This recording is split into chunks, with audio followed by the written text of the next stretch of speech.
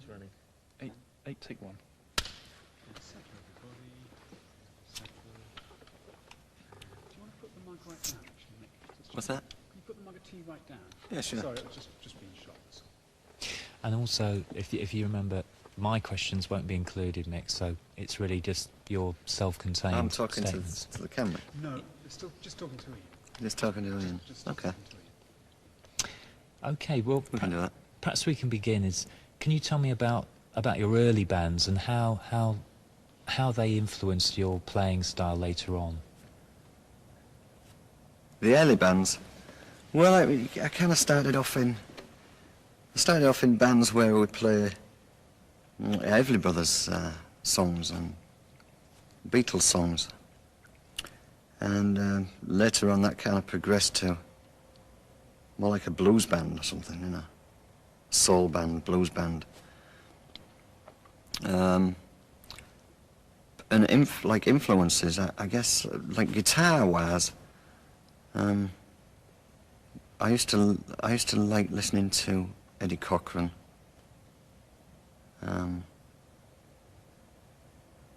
George Harrison, you know, Hank Mark. The Shadows was one of the earliest ones, you know, because I was always a big melody lover. I used to play classical music, classical piano, and I used to play violin, and I was always fond of a good melody, you know. And the Shadows were great at that. I thought they were a great instrumental band. And as I say, from there, Eddie Cochran,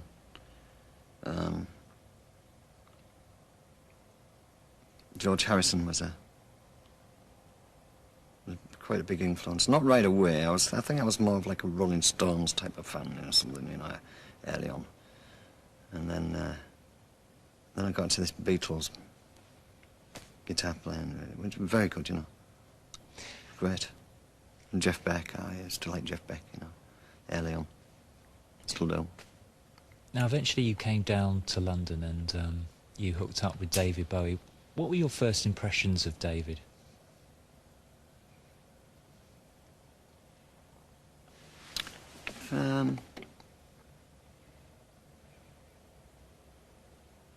The first impressions of David was like, he was very straightforward. He was always really straightforward. He knew what he wanted to do, and he sort of got on and did it, you know.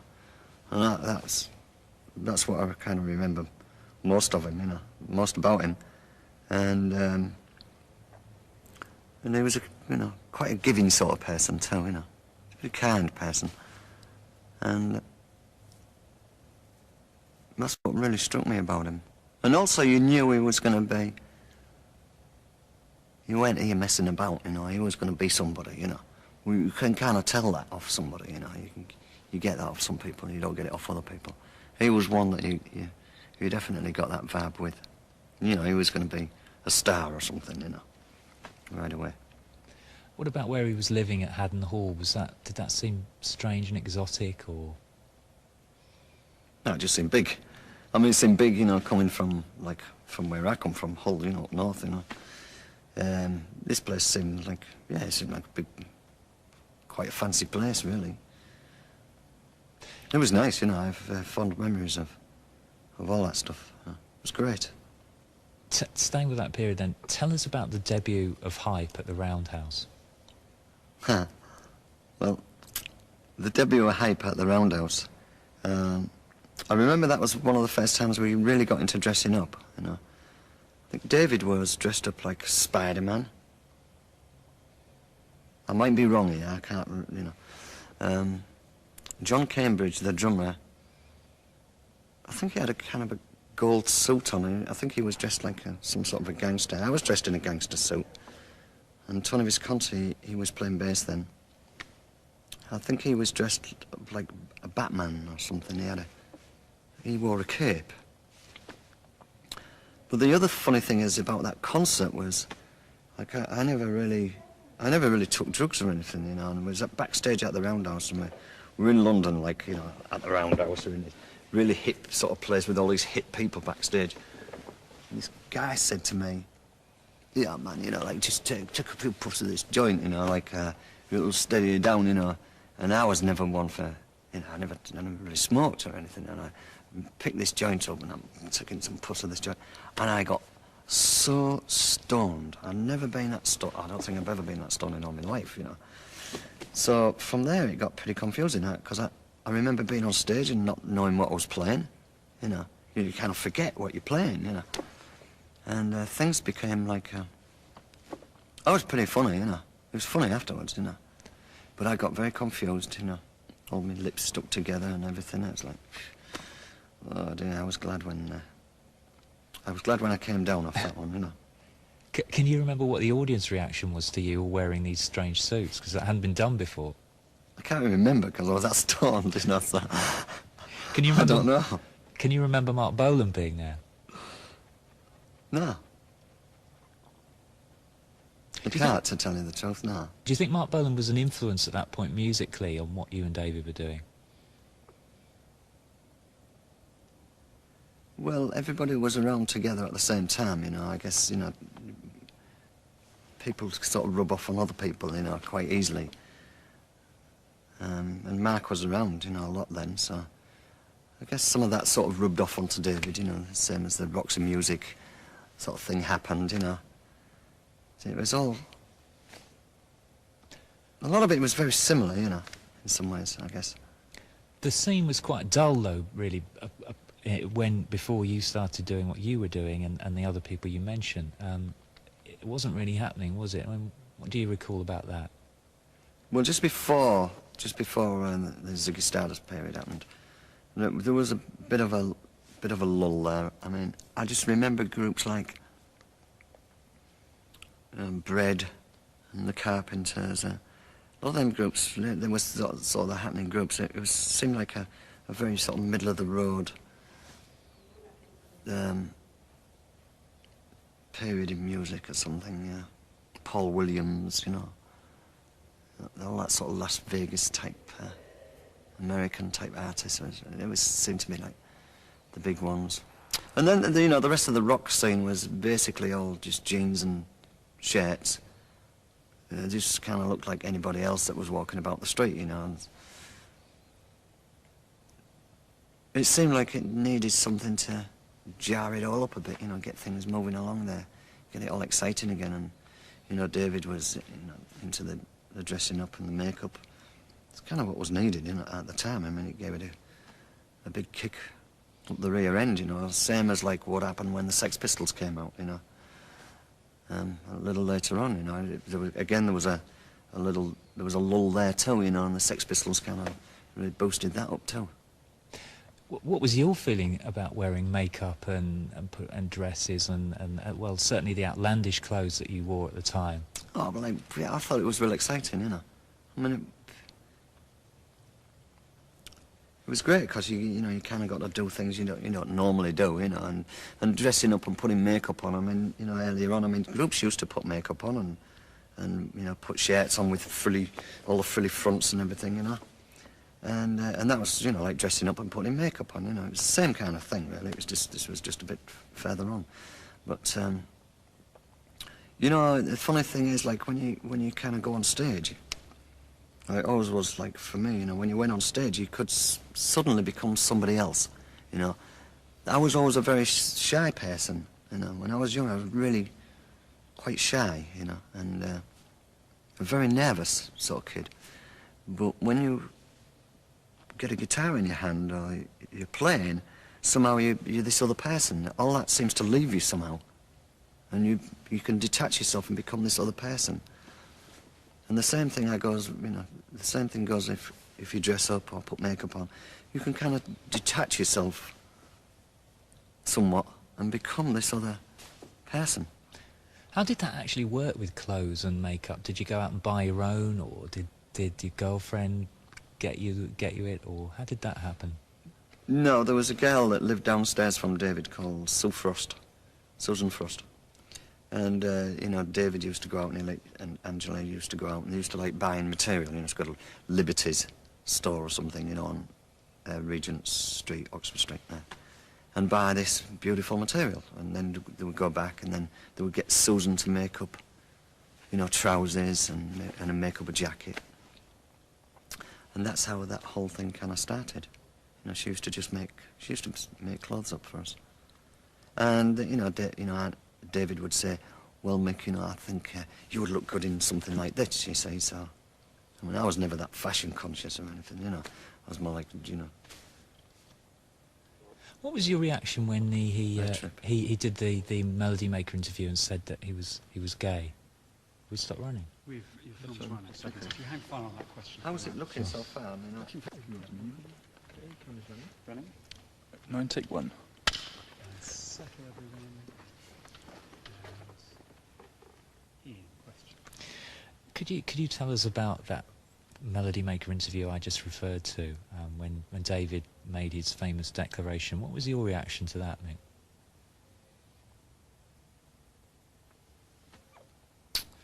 Oh, well. Yeah, well, you know, it kind of embarrassed me a little bit only because of what people would say about me, you know. And because I remember Could you start, Mick, just by describing what David Bowie said, if you said to me? I don't know what he said. He said he was gay. Oh, all right then. Because otherwise we can't really difficult. Yeah, okay. Okay, I see what you're saying. And I'm kind of Okay. interested to know, in a way, did you think it was a hype? Do you think it was him looking for publicity, or do you think it was... What do you think was going on there?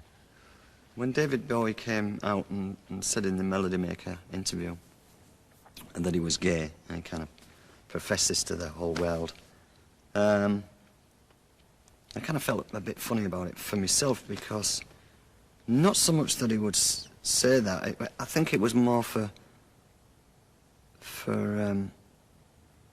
outside people, you know, because I knew that you would get a lot of flack for this, you know. And like my family got a lot of flack for it, you know. I remember, you know, somebody throwing paint all over. You know, I gave my mother and father a car, you know, and I kind of left, and then they kind of,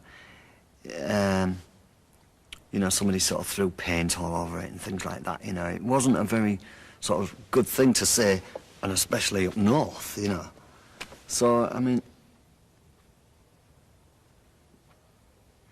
for me, it was kind of a little strange to kind of settle down to that, you know. I was kind of in a bit of shock, really, you know, at first. And as you know, as far as him coming out and saying it, that's fine, you know. But it wasn't really a normal thing then, you know. So it was pretty outrageous. I mean, it was very outrageous then. And you know, and David did like to experiment a bit here and there, I guess, you know, one would say. And so I guess you could say, he could come out and say he was gay, you know. Why do you think he did say that, though? Why did he tell everybody?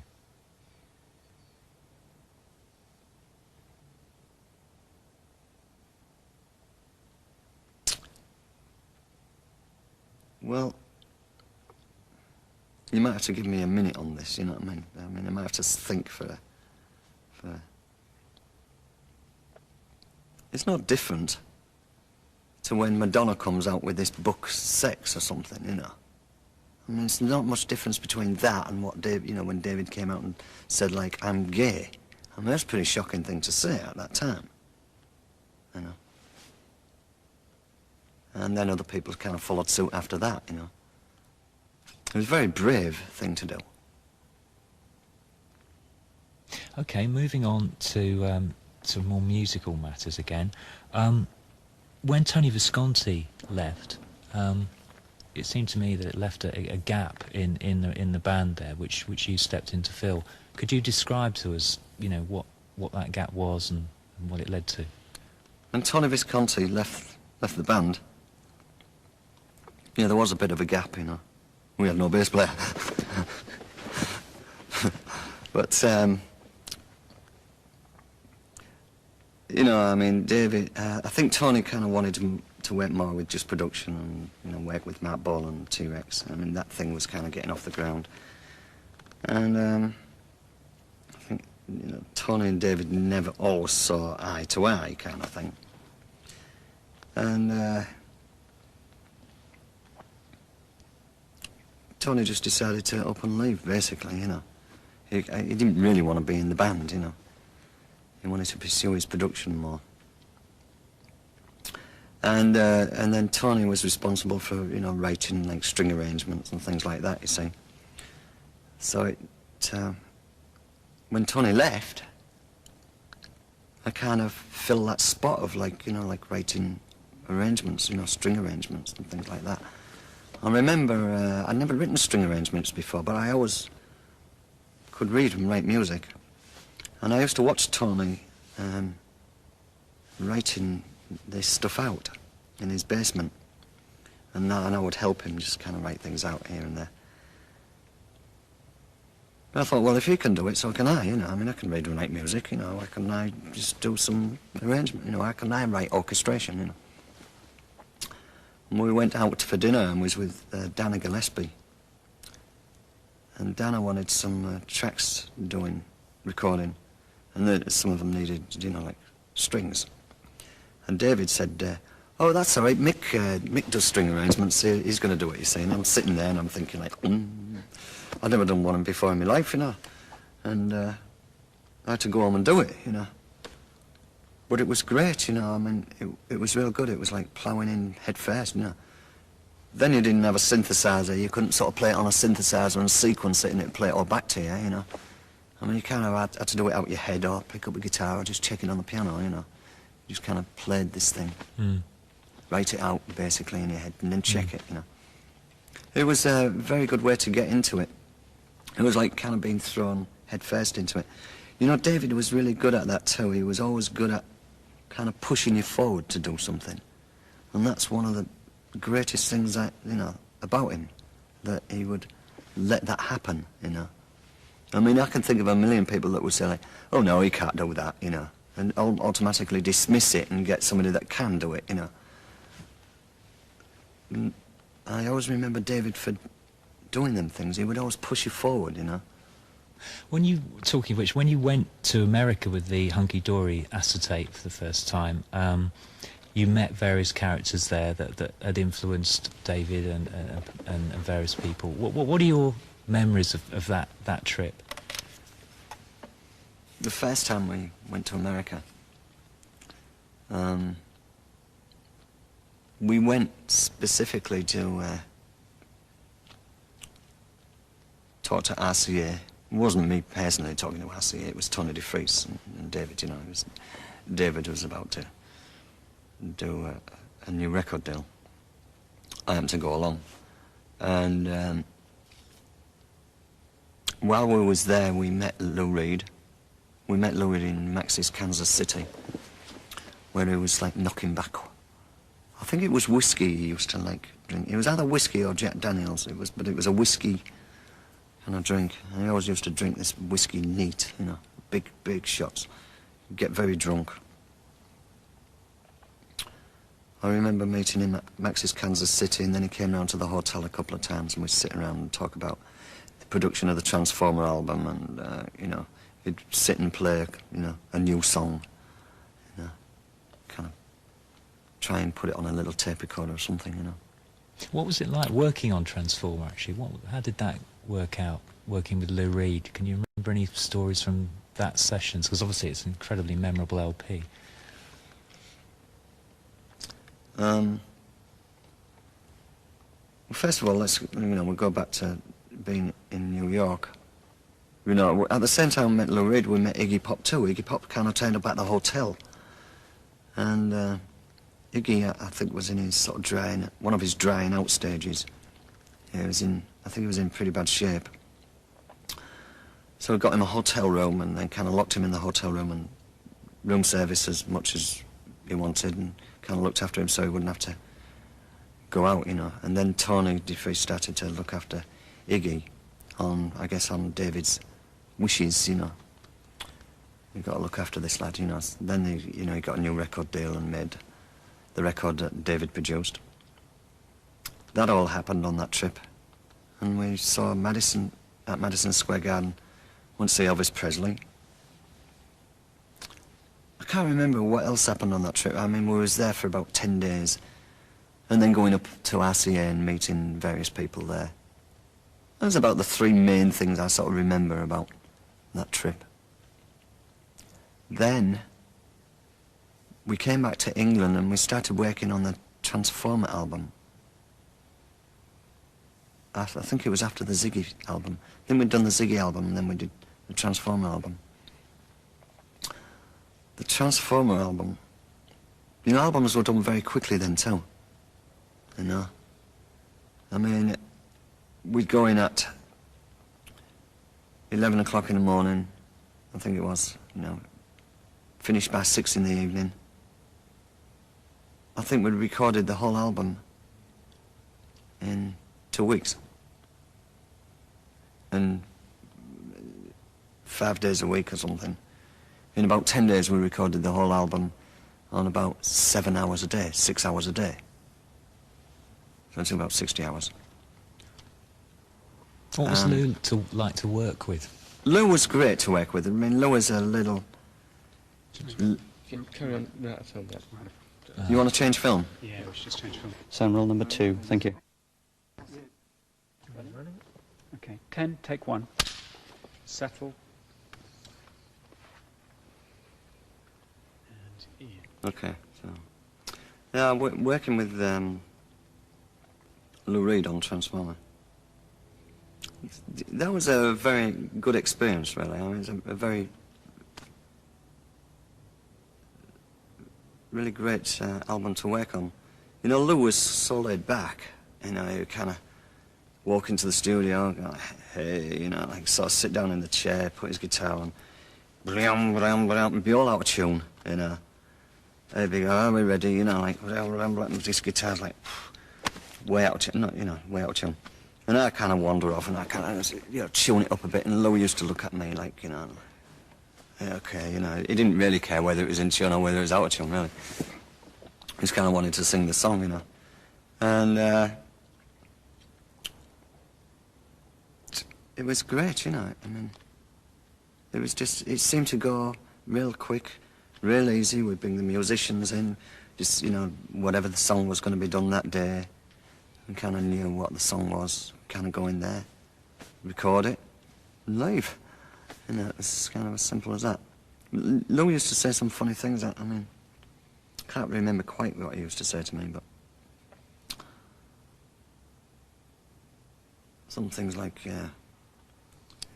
can you make it a little bit more grey or something? I mean, then to me it was like, what the hell is he talking about, you know?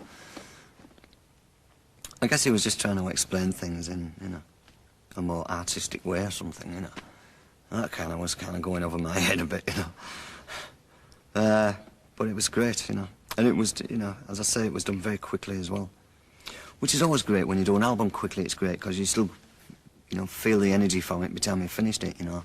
Like a lot of the times these days, people spend that long on albums. You know, it's like you're really sick to death of the song before you've recorded it. Not only that, is they're usually sick to death of the song by the time they've demoed the song. That's before recording it. So there was great things captured then, I think, you know. There was a great energy captured and moments that you could never recapture, you know, which you can lose a lot these days in today's sort of technology. Was it the So same? I found it very, very fortunate to be in growing up in that period of music, you know. What was it like doing the Ziggy LP? Because obviously that was an incredibly important That album. was a very... Doing the Ziggy album... Just for a second. Just coming back in. Can you... Camera's ready. Okay, 11, take 1. Settle. Okay. Recording Ziggy Stardust. Recording Ziggy Stardust album, that was a... Again, that was a very quick album to do. I mean, you know, the thing was that recording in them days, you kind of... You had the song, you go in the studio and record it and leave. I mean, it was as simple as that, you know. A couple of overdubs, it was done, you know. And, you know, plus there were great songs anyway, you know. I always thought Honky Dory was a great album, you know. There were great songs on that album, beautiful songs. Ziggy Stardust, great songs on that album too. That was the essence of it, you know. It's the songwriting, you know. The songs were there, you know. You went in the studio, you hammered this song out, and that was it. I mean, we didn't really spend that long, you know, didn't do that many takes on each one.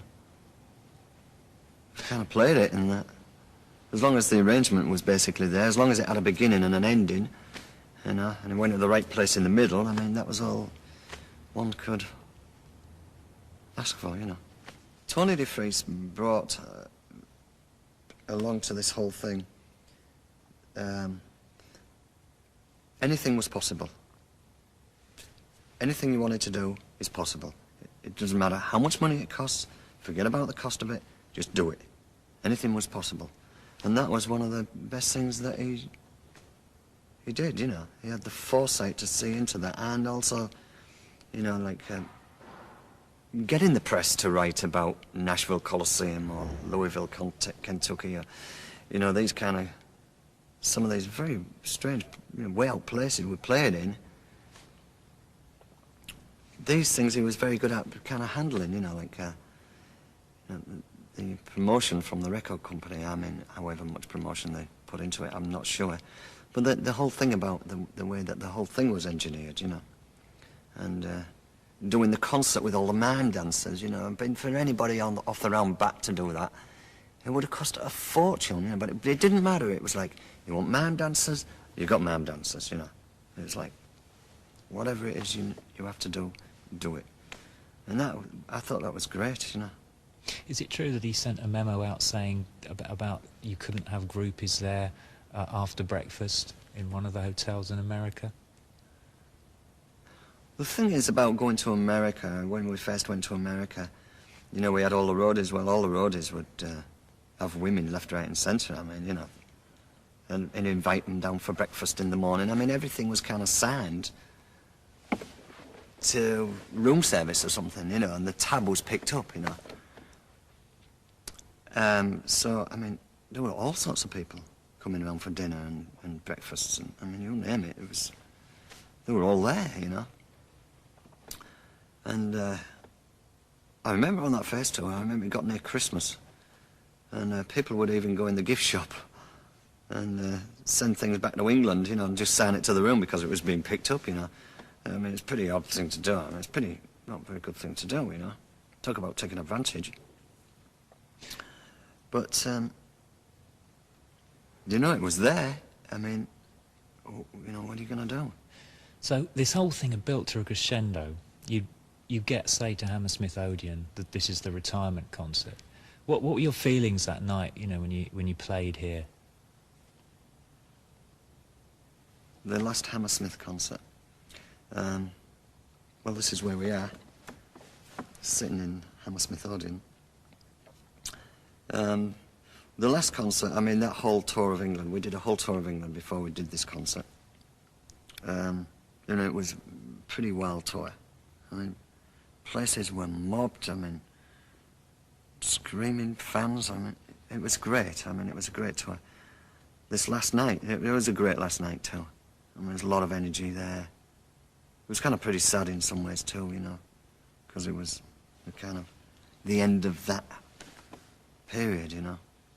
You had a great relationship on stage with David, I thought, and that showed particularly in that concert.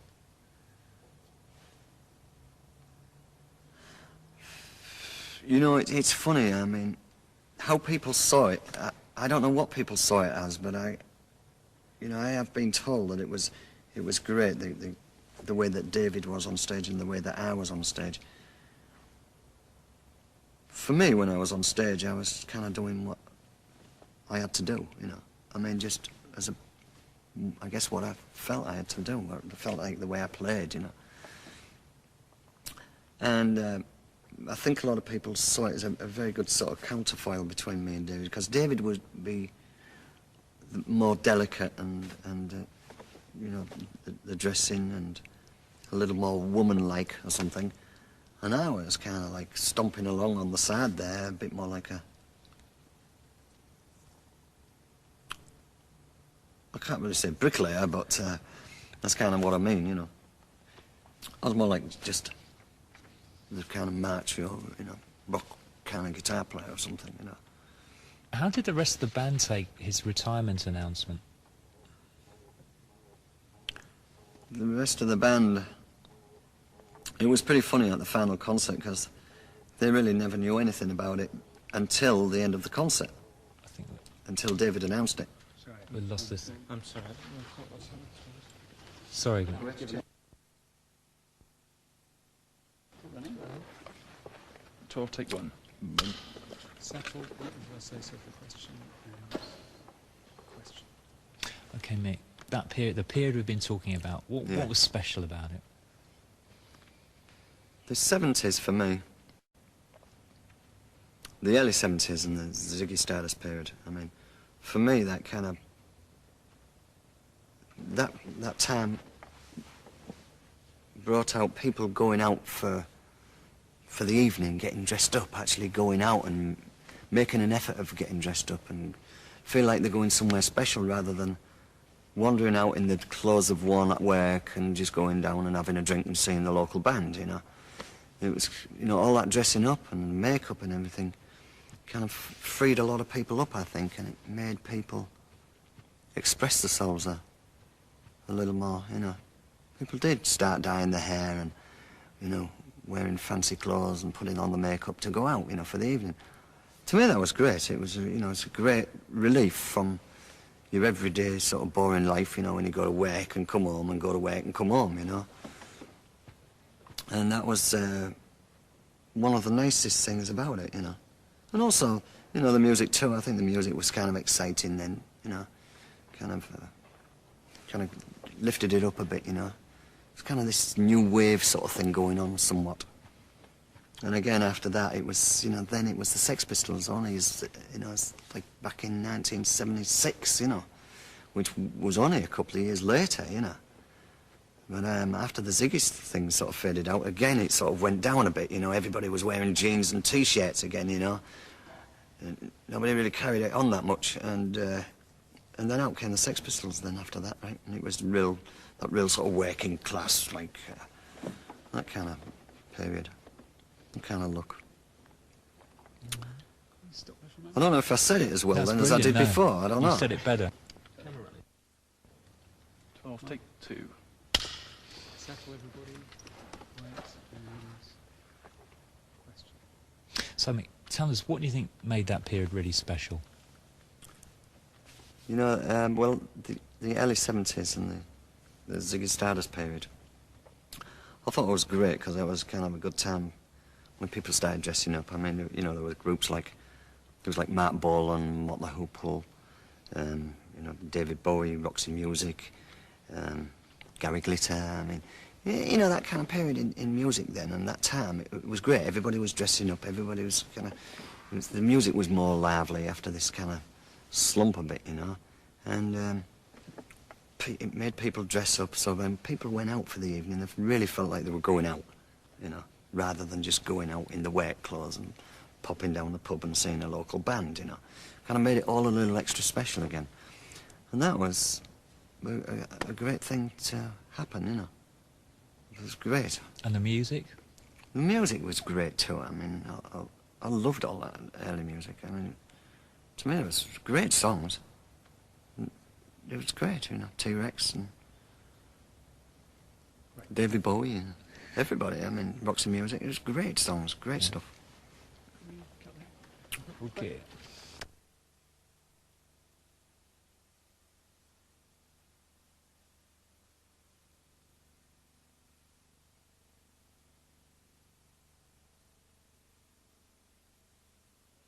When are we going to start with this? We're going to start with... Camera running. 13, take 1. Okay, settle everybody and here. Okay, Mick, if you could just tell us about how you developed that very distinctive guitar sound that dominated those records. The guitar sound, a lot of the guitar sound that's on them records was, you see here I have a Telecaster. I mean, a lot of it was played, most of it was played with a Les Paul. In fact, all of it was played with a Les Paul. And then I used to get this very sort of honking sort of sound. This doesn't work right now, otherwise I'll be able to show you how it works, but I used a Crybaby wah-wah pedal. And I used to press the wah-wah pedal on and just set it on a tone. and just leave it like that. And I used to get this very kind of honking tone out of the amp. It was very middle sound. So that was how a lot of that came about, the guitar sound. The rest of it was basically just plugging in, and you just plug the guitar in and turn it up, you know, and it's and away you go, you know, like things like Gene Genie, Ziggy Stardust. Gene Genie, I remember, recorded Gene Genie in Nashville, Tennessee, and we only had these little tiny amps. That's all we had with us, was like little practice amps, you know. But we kind of just went in and plugged in and turned it up, and off we went. I think we recorded Gene Genie in 2 takes, you know. We kind of did it once and messed up, and then we just did it again. We never played the song before. And that was basically it. I mean, you plug it in and you turn it up, and away you went, you know. So there you go, classic Gene Genie riff. Comes from basically the Muddy Waters, or the I'm a Man, John Lee Hooker, that kind of riff, you know.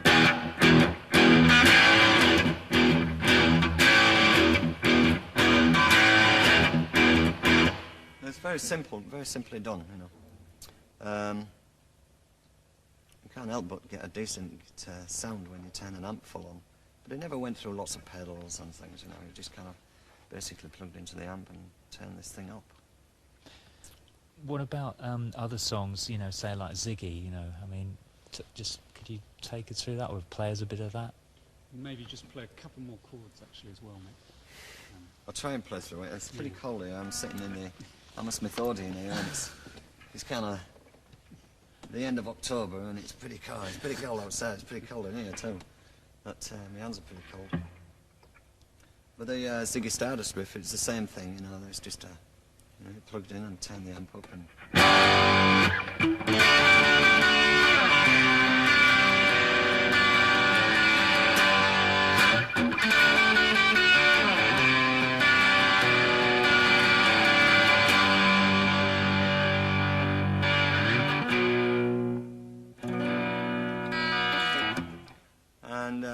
It's very difficult to actually explain all that here, you know. We've got a little amplifier at the side here that's kind of got a lot of distortion on it, and not really the kind of thing I used to use.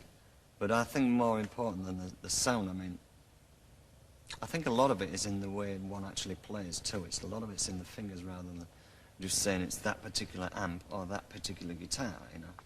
I think it's kind of more like something that you would say is a recognisable style or approach to playing, you know. The equipment helps a little bit, but I think more often than not it's in your own personality, it's in your own makeup, it's in your own fingers, you know. Well, what do you think you're expressing of yourself through that, you know, as you say, through your fingers and your playing? I don't know.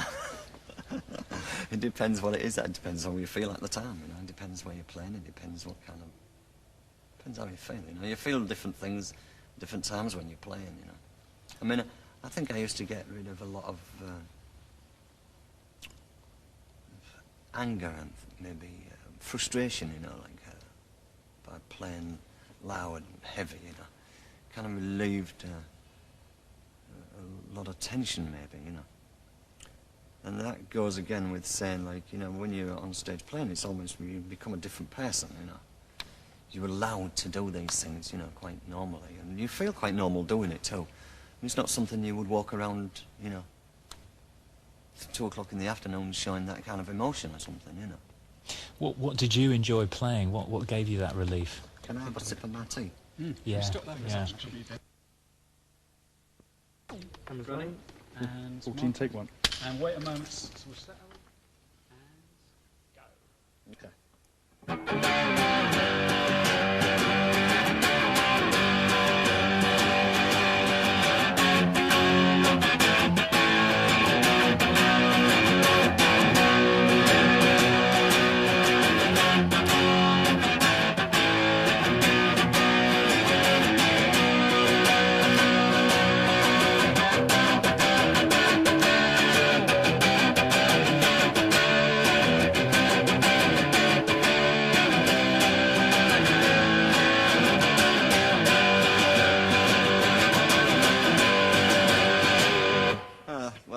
like hang on to yourself. I mean, pretty much that was strap the guitar on and thrash it to death, basically, you know. But that was good. I mean, you know, a lot of the songs had good sort of melodic content, even just chords, you know, just playing the chords had some sort of melody to it, which I always liked, you know.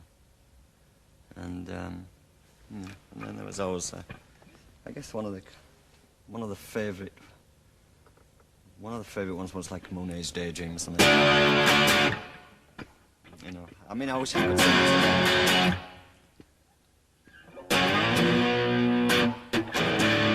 I can't even remember it, so we won't do that one then.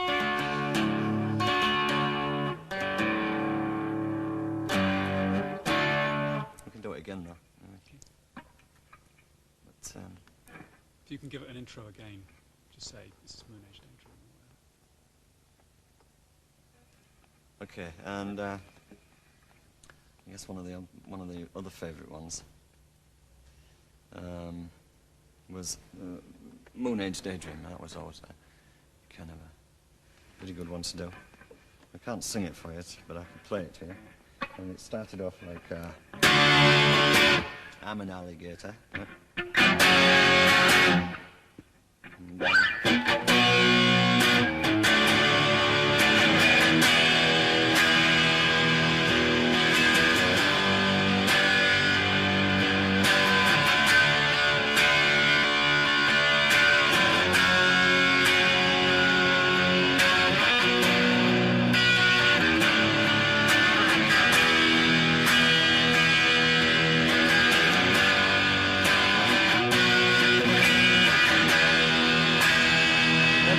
remember this part more like that.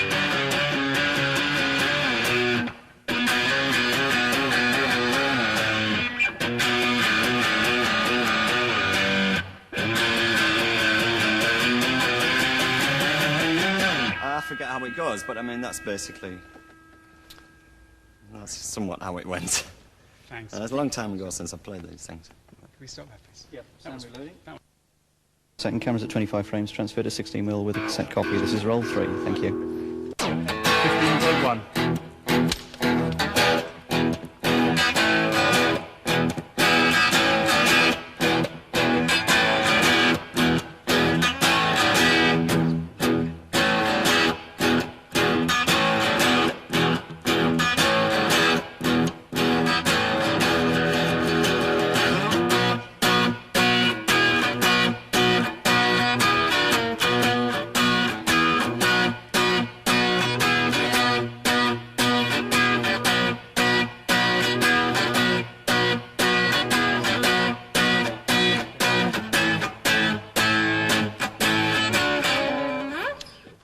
However it goes.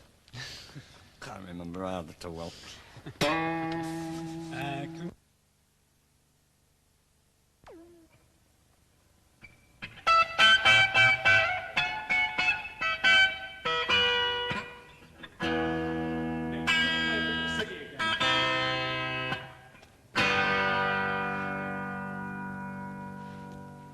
we